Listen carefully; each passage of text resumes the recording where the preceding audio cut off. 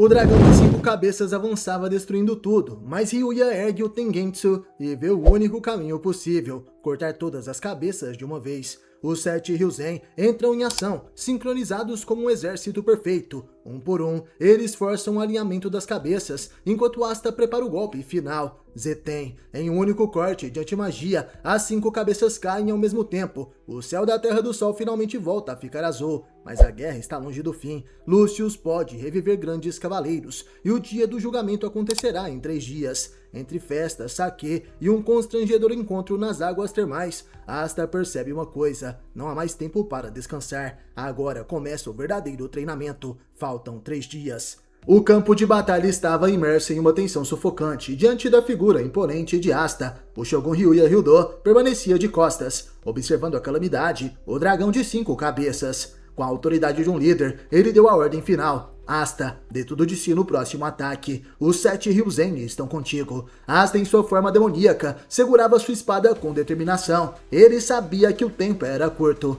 Asta agradece Ryu e ao longe no castelo ele observava, enquanto explicava a natureza terrível do inimigo. O dragão de 5 cabeças se regenera cada vez que o atacam. Para derrotá-lo, não tem outro jeito. Só resta cortar as 5 cabeças de uma vez com a antimagia do Asta. Ryuya tirou seu tapa-olho, preparando-se para usar seu trunfo, Tengenitsu. Com o poder do Tengenitsu, posso ver tudo o que está acontecendo agora e poder abrir um caminho para a vitória que tanto queremos. Dragão de 5 cabeças, você já contaminou esta terra por muito tempo. Vamos te destruir aqui e agora. Fude, avante, ordenou Ryuya. Sim, o guerreiro respondeu. Ao comando do Shogun, os membros dos 7 Ryuzen iniciaram um ataque de guerra perfeitamente sincronizado. O som do instrumento de cordas cortou o ar. Otoyu Jutsu, Funtou de No Enka, Jutsu de som, melodia da vida. As notas musicais não eram apenas som, eram energia pura. Vou poder elevar o espírito de luta e a aptidão física dos meus colegas. As ordens de Ryuya ecoavam para cada guerreiro no campo.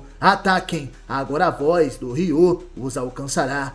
Mori Fuyo, vá em direção à cidade e dê a volta. Jouzou, se esconda na pradeira e aguarde o meu comando. O caos se instalou enquanto os guerreiros manipulavam as posições das imensas cabeças da fera. Yosuga, tem uma cabeça indo na sua direção. Mande-a para a direção sudoeste. Yosuga desfere um golpe na cabeça do dragão e a lança para trás. Daisaimon, traga a cabeça mais para a direita, instruiu Ryuya. Daisaimon rugiu, forçando a criatura a se mover. Komari desvia a cabeça, que está se aproximando para trás, atraindo a fúria da fera para a posição desejada. Ryuya continuou a orquestrar os movimentos. A estratégia precisa de um alinhamento perfeito, mas o perigo era constante. Mori Fuyo, continue atacando a cabeça no mesmo lugar. Mori Fuyo atacava incessantemente um ponto específico sob as ordens de Ryuya. Jouzou, traga essa cabeça para cima. Ele então acata as ordens do Shogun, mas nem tudo correu como planejado. O custo da batalha era alto. Ryuya, com sua visão, percebeu o desastre iminente. A máscara de Jouzou se quebra e Ryu dizia: eu sabia, as feridas do Jouzou são graves demais. Jouzou, exausto e ferido, viu a imensa mandíbula da última cabeça se fechar sobre ele. A última cabeça, eu falhei. Jouzou pensou, enquanto a boca do dragão o envolvia. A esperança parecia vacilar, mas a vontade dos Ryuzen era inquebrável. Ichika, vendo a falha de Jouzou, não permitiu que o sacrifício fosse em vão. Ela apareceu na sua frente e disse: isso não vai terminar assim. Yosuga, ao ver aquilo, dizia: agora não é hora de ter medo, não é, Joe-chan? Ryu sorriu e Ichika atacou. Ela saltou atravessando o ar com uma velocidade incrível, preparando o golpe que uniria todos os esforços anteriores. Zeten, após atacar, ela gritou: sua vez, Asta! Asta avançou, o olhar fixo no objetivo. Lá vou eu, disse o mago da antimagia. Zeten! O grito da técnica ecoou como um trovão, enquanto os pescoços da fera eram decapitados. O ar vibrou com uma energia avassaladora. Em um movimento único e coordenado, a lâmina de Asta cortou o horizonte. As 5 cabeças do dragão lendário foram separadas de seus corpos, simultaneamente, por um rastro de antimagia pura. O Shogun Ryuya, observando o desfecho com seu Tengenitsu, sorriu com alívio. Bom trabalho, meus irmãos, disse ele, celebrando a vitória da Terra do Sol. Com a derrota do dragão, o efeito nefasto que cobria o país começou a se dissipar. As nuvens pesadas de Orioko, que sufocavam as ilhas de Goshu, desapareceram sem deixar rastros, graças à antimagia. Abaixo o povo saiu às ruas. As nuvens, o céu está limpo, dizia um cidadão. Nossa, que sensação boa! Olha que céu mais lindo! Diziam outros, contemplando o azul que não viam há tempos. Ryuya, olhando para o horizonte, agora radiante, pensou em silêncio. As nuvens que saíam do Yoriyoko, do dragão adormecido, que cobriam o céu e as ilhas além de Goshu, desapareceram sem deixar rastros, graças à antimagia. O povo da Terra do Sol finalmente pode contemplar o céu azul. Obrigado, Asta. Apesar da festa, vestígios da crueldade de Lúcio Zogratis permaneciam no campo. Asta e Ryuya aproximaram-se do corpo de um inimigo caído. Esse cara não era para ele estar morto, questionou Asta, reconhecendo o homem que atacou o vilarejo Salsi há muito tempo atrás. Esse é o poder do Lúcio que a irmã Lily falava, explicou Ryuya com seriedade. Meio que ele ainda não o aperfeiçoou, mas Lúcio e Július agora sabem como reviver pessoas no nível de um grande cavaleiro mágico. Asta ficou surpreso, ele sentiu a urgência da situação. Ryu, certeza que não há um jeito de retornar ao reino de Clover agora mesmo? Não, respondeu o Shogun de forma direta. Seus colegas, os Touros Negros, estão tentando dar um jeito de vir te buscar agora mesmo. Só restam 3 dias. Não tem jeito, só resta confiar neles e esperar. Asta olhou para o céu determinado. Os Touros Negros. Sei, nesse caso, é o que eu farei. Vou me recuperar o mais breve possível. Mas antes, interrompeu Ryuya com um sorriso. É hora de festejar. A noite caiu e o castelo transformou-se em um mar de alegrias. Gritos de vida longa ao Shogun e aos 7 Ryuzen, e vida longa ao herói estrangeiro, preenchiam o ar, enquanto os guerreiros devoraram pratos exóticos. Asta dizia, estão todos alegres, quem diria que a cidade estava prestes a ser destruída. As pessoas falavam, temos que aproveitar, enquanto ainda estamos vivos. Vamos lucrar bastante com a pele daquele dragão. Um deles incluía sugestões de cozinhar a carne do próprio dragão. Se cozinharmos do jeito certo, talvez sua carne seja comestível. Uma carne desconhecida. Estou doido para cozinhá-la. A irmã Lily está dormindo tranquilamente, então aproveite para comer e repor as forças, Asta. A garota perguntava, o senhor já tinha previsto isso, Ryuya? Sabia que o Asta derrotaria o dragão e traria de volta o céu azul? Talvez, Ryuya respondeu calmamente, mas do mesmo jeito que nós, temos nossa própria história, ele também tem a dele. A garota então perguntou, quem matou Ziyami não foi o meu irmão, fui eu, não é? O Shogun bebeu e permaneceu em silêncio, enquanto Fujio tocava sua música. Em um canto Asta estava surpreso. Isso é saquê, faz com que eu me sinta uau e logo bum, e o meu corpo inteiro fica quente, gritou ele ficando vermelho instantaneamente. Era a primeira vez que ele bebe. Eu te sirvo, disse Ichika ao se aproximar. Me desculpe, ela murmurou. Falei mal de uma pessoa muito importante para você. Asta, com a guarda totalmente baixa e o rosto bobo pela bebida, sorriu de orelha a orelha. O que é essa cara de bobo? Ela perguntava. E o garoto responde. Fico tão feliz, então era apenas um mal entendido. Isso é tão a sua cara, Ichika. Quando Asta tentou retribuir o gesto, ela se afastou. Ele pergunta, não vai beber comigo? E ela responde, você é menor do que eu, não seja idiota. O clima era de celebração absoluta na Terra do Sol. Entre risadas barulhentas e garrafas de saquê, a alegria transbordava. Estão comendo e bebendo tudo. A boneca Ochami já está aqui. Asta, confuso em meio àquela euforia, observava a pequena boneca. Ele não entendia o motivo de tanta reverência. Estou com uma dúvida faz tempo. Que tipo de boneca é essa? Tem várias delas, não é? Perguntou ele. A Okamari olhou para ele, chocada com a sua ignorância. Você não sabe o que é uma boneca? Ochami, Asta. Ochami é a deusa da comida. Há muito tempo, ela salvou o povo da Terra do Sol de uma terrível fome. Tanto que podemos aproveitar um banquete desses, graças à deusa Ochami. Ao fundo, uma pequena figura idêntica à boneca. Viva a deusa Ochami, viva a comida. Asta pensava, claramente essa é a Charme, mas os locais continuavam a sua festividade. Enquanto a festa acontecia, Jozou permanecia em um canto, mergulhado em autodepreciação. Ele segurava seu copo com um olhar vazio. Um cara inútil como eu não tem direito de comer nada. Que engraçado, Jozoushi. Tá todo deprê, dizia a Komari. Tamanha minha vergonha que nem consigo me opor a um deboche vindo de você. Ele respondeu. Fale menos e coma mais, disse a garota. Asta pensava que tem bêbados de muitos tipos ali. Yosuga então aparece. Ele abraçou Asta e disse. E aí, seu imbecil, da próxima vez tem que me apresentar a uma mulher forte da sua nação. Uma que use magia de fogo, por exemplo, não estaria nada mal. Asta, já com as bochechas coradas pelo efeito da bebida, dizia: deve ter uma, mas você tem certeza? Ele pensa exatamente em Mario Leona Vermilion.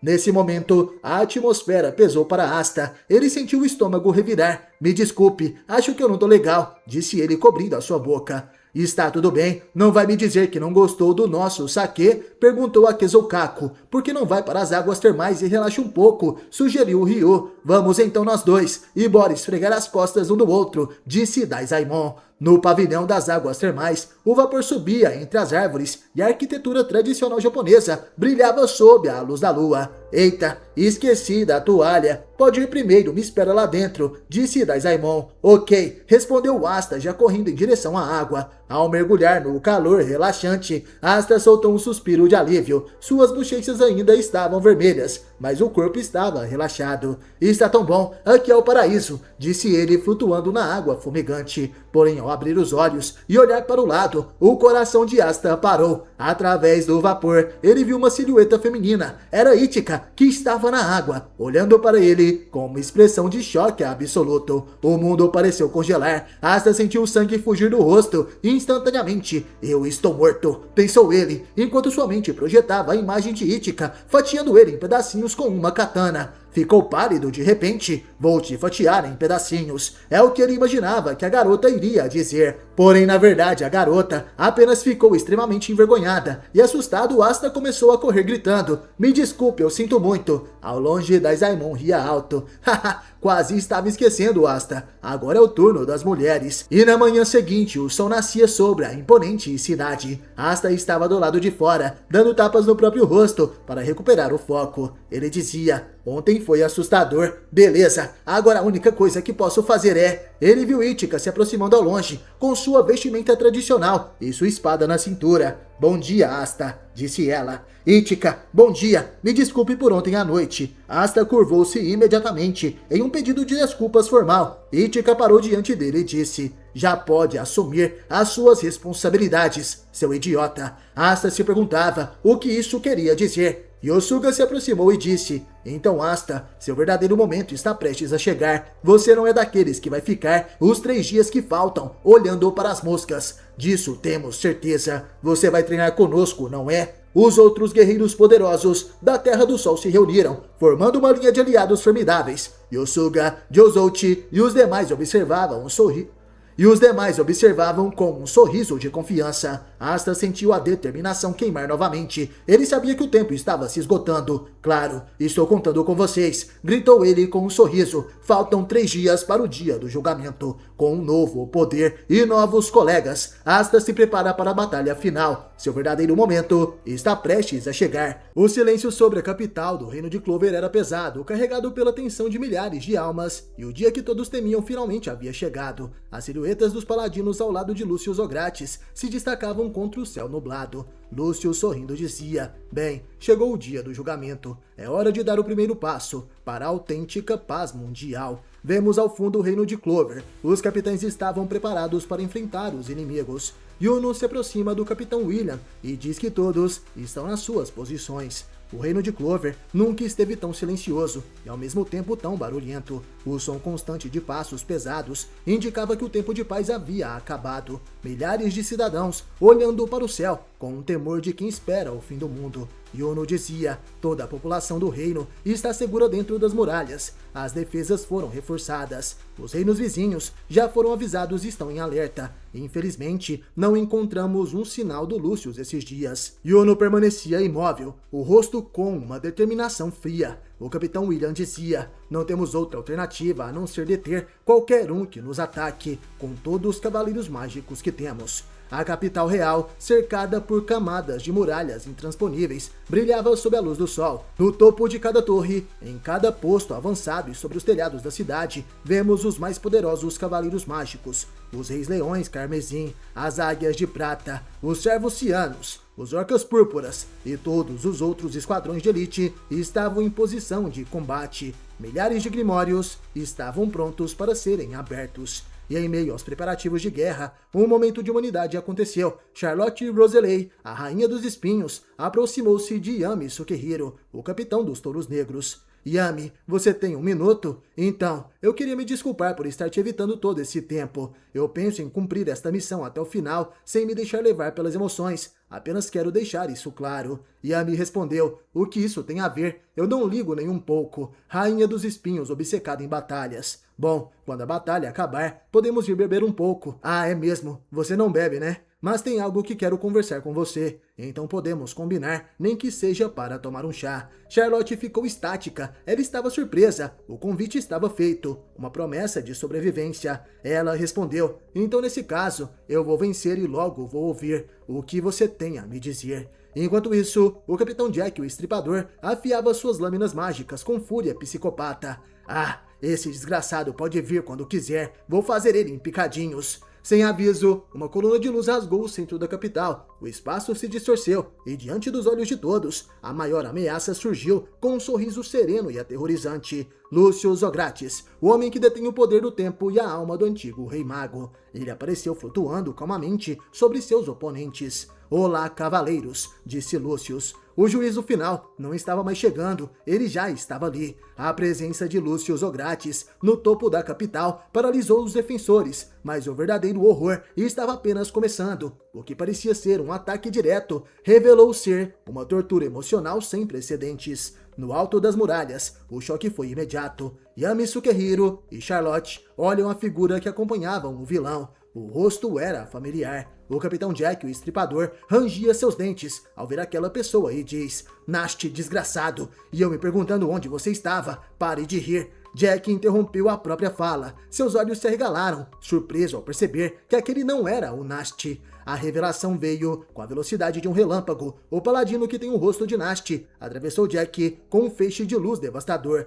arrancando seu braço, destruindo sua magia e deixando um buraco em seu peito. O sangue jorrou, enquanto Yami decifra quem é aquela pessoa. Magia de luz. Morgan, a entidade com o rosto do falecido irmão de Nast, sorriu com uma benevolência cruel. Olá, Yami. Enquanto Yami enfrentava Morgan em outra parte do reino, outros inimigos aparecem. O antigo cientista louco, agora transformado em um paladino, com múltiplos braços e asas, zombava dos cavaleiros à sua frente. Aqueles que morrem pelas minhas mãos podem se considerar sortudos, porque antes de reencarnarem, todos vocês irão ajudar a melhorar o desenvolvimento das ciências mágicas, declarou o ser grotesco. Aqueles à sua frente eram os leões carmesim, e Merioleona responde, quem liga para toda essa baboseira? Parece que vale a pena queimá-los. Porém, a reviravolta mais cruel estava reservada para a família Silva. Nozel e seus irmãos ficaram petrificados diante de uma figura alada de armadura reluzente. Ela dizia,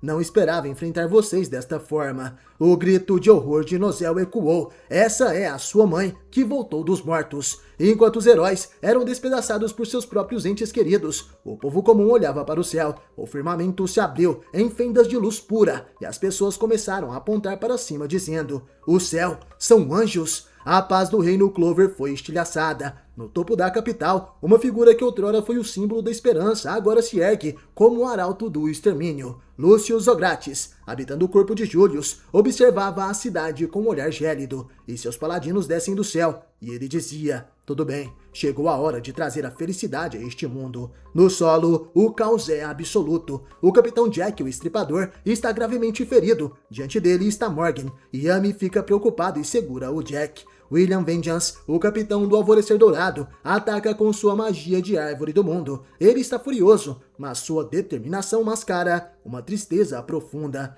Ele dizia em pensamentos, se estou aqui agora, é graças ao Júlio Sama. Vou te matar, nem que isso custe a minha vida. Lucius apenas sorri, uma expressão de superioridade absoluta, enquanto bloqueia o ataque com uma esfera de magia temporal. Infelizmente, você não é oponente para mim, nenhum de vocês. O poder de Lucius atinge William violentamente. Charlotte grita preocupada, e Lucius dizia, nenhum de vocês tem o poder para me desafiar. Muito bem, é hora do julgamento final. Do céu, criaturas aladas, chamadas de anjos da purificação, começam a descer. Eles concentram esferas brilhosas de magia. A população entra em pânico. Os cavaleiros mágicos tentam se organizar, mas o desespero é visível em seus rostos suados. O que são essas luzes? São tantas e possuem um poder mágico imenso. Alguém precisa detê-los, senão o reino estará perdido. Não tem como pararmos esse ataque. Não há como nos defendermos contra isso. Lá do alto, o anjo líder abre seus braços, acumulando uma energia branca ofuscante que cobre todo o horizonte. Com uma voz desprovida de qualquer humanidade, Lucius dá a ordem final: desapareçam. Milhares de feixes de luz disparam simultaneamente em direção à capital. O céu de Clover se torna um mar de fogo branco. O fim não é mais uma ameaça, ele já começou. O céu sobre a capital do Reino Clover tornou-se um cenário de execução. Milhares de lanças de luz, disparadas pelos anjos, desceram como uma chuva de punição divina, prometendo apagar a existência de cada alma lá embaixo. Os cidadãos fecharam os olhos, esperando o fim inevitável, mas a morte não veio. Um estrondo silencioso ecoou. No ar, as estrelas de Yuno formam uma barreira. Um domo imenso de magia cintilante interceptou cada feixe de luz, neutralizando o ataque que deveria ser impossível de deter. Nas ruas, o povo olhava para cima, em choque absoluto. O que era aquele feitiço? Ele bloqueou aquele enorme ataque. Olhe, estrelas, mas não é noite. Nesse momento, o Capitão Yami observa Yuno em meio à árvore criada por William. Ele está com seus 2 grimórios ativos. Yami dizia: esse garoto faz um pouco mais de um ano, mas ele subiu de nível tanto assim. Enquanto William Vengeance jazia derrotado, ele observa Yuno passando por ele e pensa: você já me superou, é claro. William, sentindo a energia de seu pupilo, aceitou a realidade com um misto de orgulho e esperança. Ele então aponta seu dedo e diz: eu te nomeio o capitão do Alvorecer Dourado. E Yuno, o garoto encara Lucius. Ele se lembra de Asta sendo ferido mortalmente e da irmã Lily transformada em paladino. Yuno se lembra do padre e das crianças do orfanato que choraram de tristeza por isso. Ele então diz: nunca irei te perdoar, Lucius Ogrates, mas não é por isso que vou te derrotar. Eu vou fazer isso porque eu sou o homem que será o mago imperador. Yuno preparou seu próximo movimento. A magia estelar e do vento convergem em uma pressão esmagadora. Yuno fecha o punho enquanto uma aura devastadora começa a emanar de seu corpo. Lucius, mantendo seu sorriso arrogante, observou o crescimento do jovem mago. O vilão finalmente mudou sua expressão. A presença de Yuno agora era uma ameaça real ao seu mundo perfeito. Ele então diz: parece que eu mesmo vou ter que eliminar você. Não perca o próximo episódio de Black Clover aqui no canal. E é claro, nos vemos na próxima.